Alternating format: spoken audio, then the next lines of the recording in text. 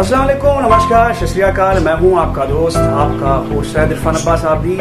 जी हां, इस वक्त शुगर वालों के लिए एक अहम खुशखबरी है। जी हां, आप समझ जाएंगे कि शुगर के नाम पर लोगों को ठगा जा रहा है, लोगों को मारा जा रहा है।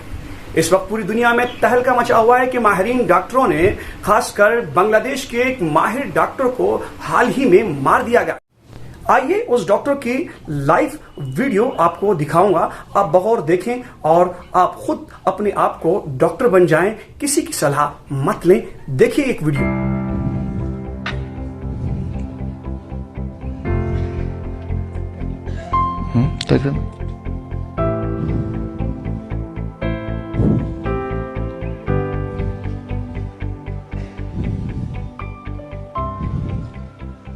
Now the blood is out.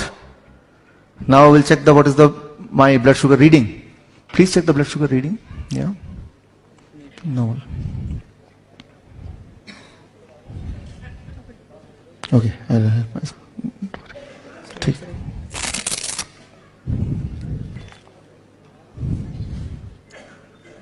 What is the reading?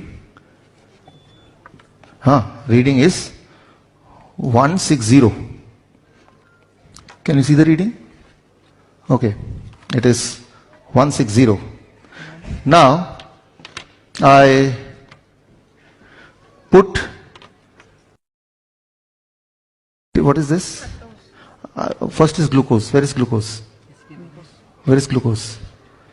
Here it is glucose. Yeah, put it in the glucose. Now I am adding the blood to the glucose. Okay. निकल रहा? Sorry. Now I am adding.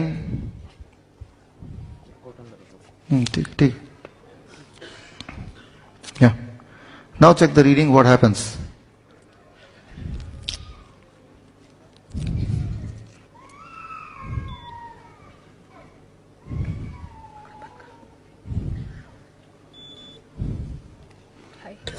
It is high. High means beyond 500. So my normal sugar was 160 without adding. When I added glucose, it became more than 500. If I add fructose, the other sugar which is more sweeter than glucose, what will happen? Let's see. Now add fructose. So in another packet, this here I have fructose inside it along with the blood, and now see what happens.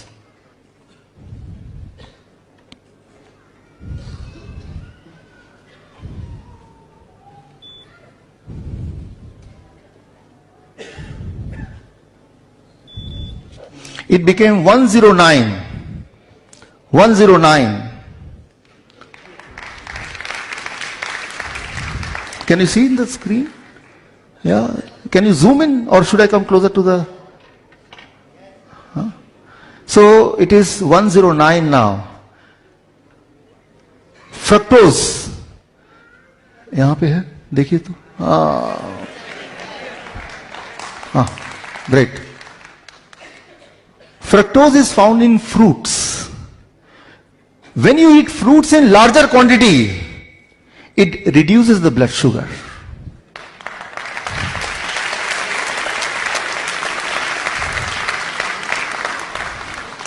If you are a diabetes patient, and if you promise that every day you will eat 1 kg of mango, or 1 dozen of banana, or grapes as much as you feel like, within few days, you cannot remain diabetes patient.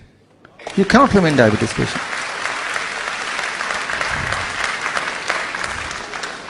The lie of 100 years.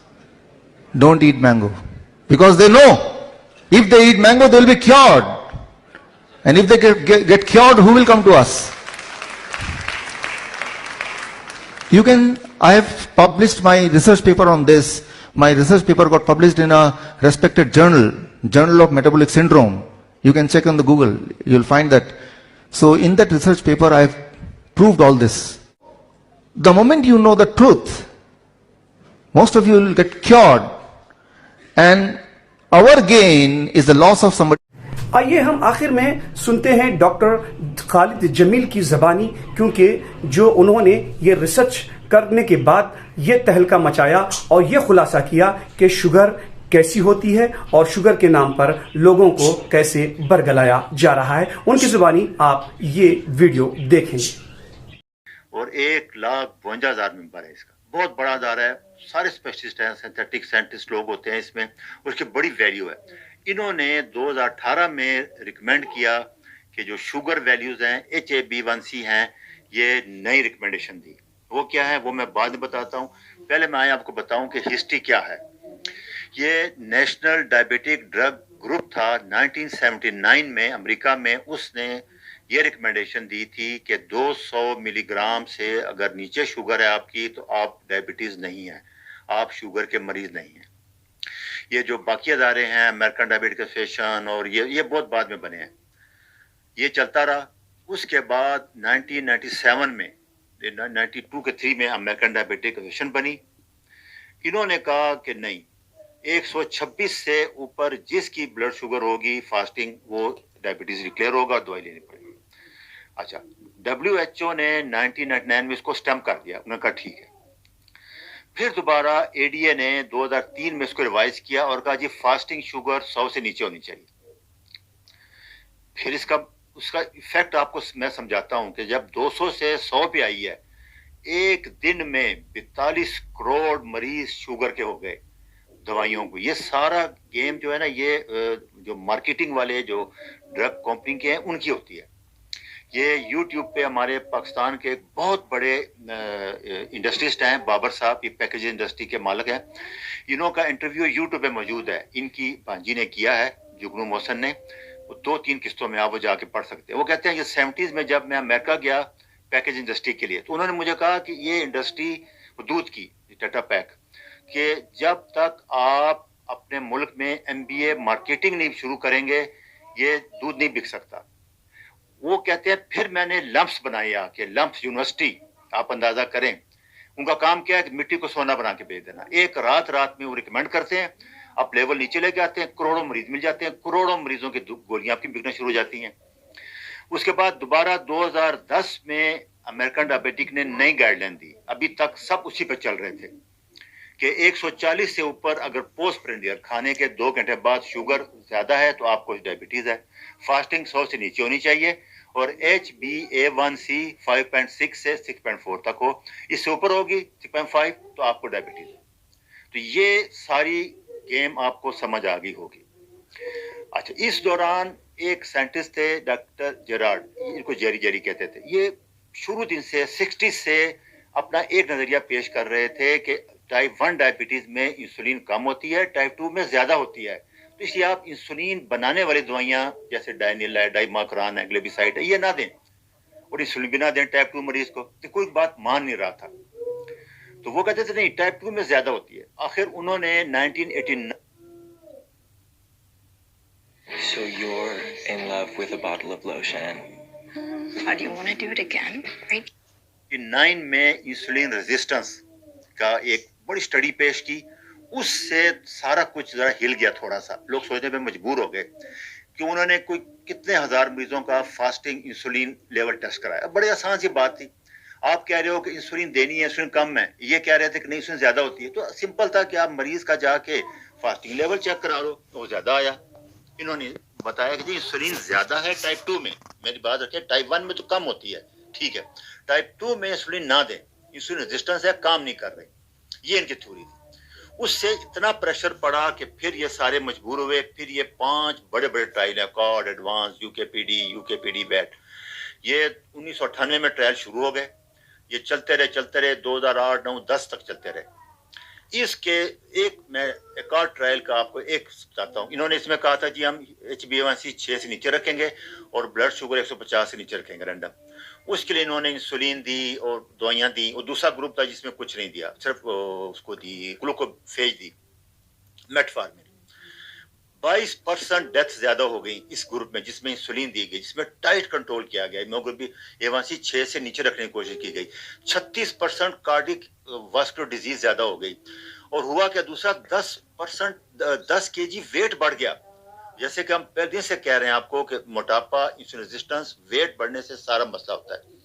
और increase flu tension, बहुत से problem हो गए इन लोगों को।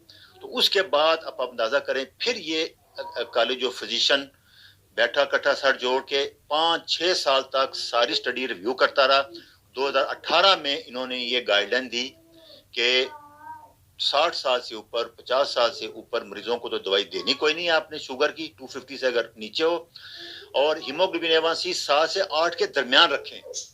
इसका मतलब 8 haemoglobin का मतलब है 200 मिलीग्राम शुगर।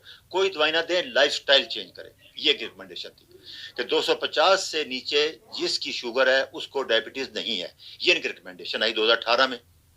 तो उससे इसका आम आदमी को पता ही नहीं चला, उसको समझ नहीं आई क्या हो रहा है। इससे 70% मरीज जिनको आप शुगर कह रहे थे, डायबिटीज कह रहे थे, वो डायबिटीज मरीज नहीं थे, रात रात निकल गए।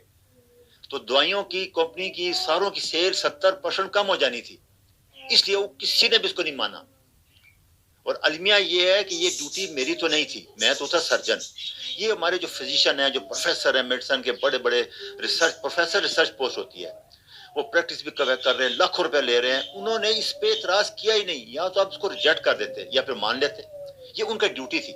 बहरहाल उन्होंने नहीं किया, मजबूर होके मैं 1 साल तक इसको वेरीफाई करता रहा और फिर मैं दोबारा किया। अच्छा, दूसरा होता यह था कि जब इस मरीज में आप सल्फोनाइलूरिया ड्रग जैसे डायनिल, जो इंसुलिन बढ़ाती है, वो जब देते थे 40% लोगों को कार्डियक वास्कुलर प्रॉब्लम होते थे, स्टंट डालने पड़ते थे, ब्लॉक हो जाते थे, ब्लड प्रेशर बढ़ जाता था। और अगर इंसुलिन दे रहे हैं टाइप 2 को तो तभी यही इफेक्ट आते थे।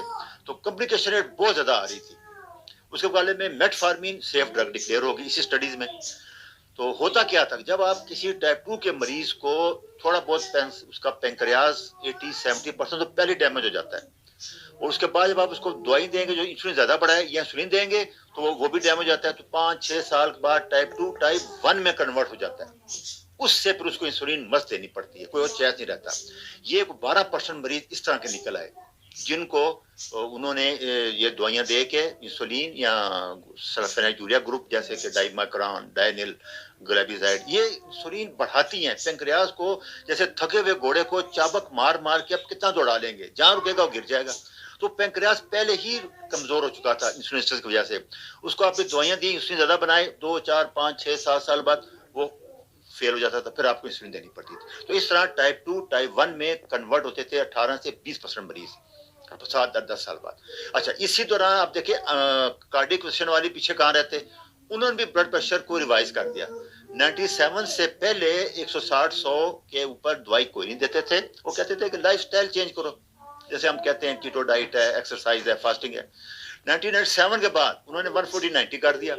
उसके बाद 2003 में, 2013 में, 14 में, 15 में उन्होंने 120-80 कर दिया, और अभी वो 115-75 करने का सोच रहे हैं 2020 के बाद।